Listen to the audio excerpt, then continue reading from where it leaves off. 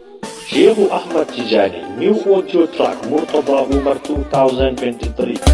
Scheikhu Ahmad Tidjani, Scheikhu Ahmad Tidjani, Scheikhu Ahmad Tidjani, Khatimul Awliyâ'ii, Scheikhu Ahmad Tidjani, Hamde bumi taskiya mi banta Scheikhu Tidjani, Scheikhu Ahmad Tidjani, yawmu darajatu kasidi yawmu ilmani, Scheikhu Ahmad Tidjani, bumi bako jadidi baba dursi Qur'ani, Scheikhu Ahmad Tidjani, bernari kama himbe do helmidi be rawhani, Scheikhu Ahmad Tidjani, naruto no lado jite didi aidane, Scheikhu Ahmad Tidjani, yawmu barhama pae yuskudo diwani, Scheikhu Ahmad Tidjani, yawmu deftere je jawairul maani, Scheikhu Ahmad Tidjani, ibnu ahlul baiti danu biddo andane, Scheikhu Ahmad Tidjani,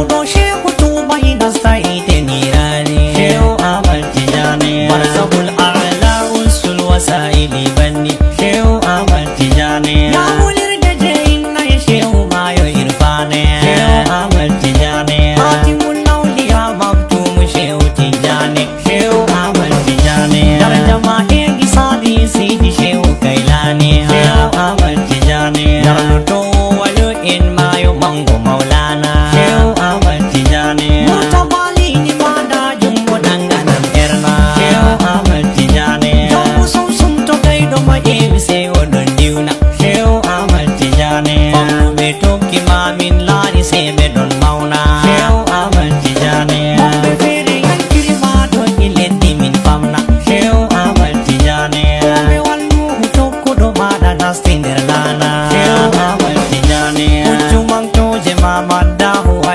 idon samna, Scheikhu Ahmad Tidjani, mantu be gado adio pornu gella fauna, Scheikhu Ahmad Tidjani, deftere Allah Scheikhu adursidi habe sunna, Scheikhu Ahmad Tidjani,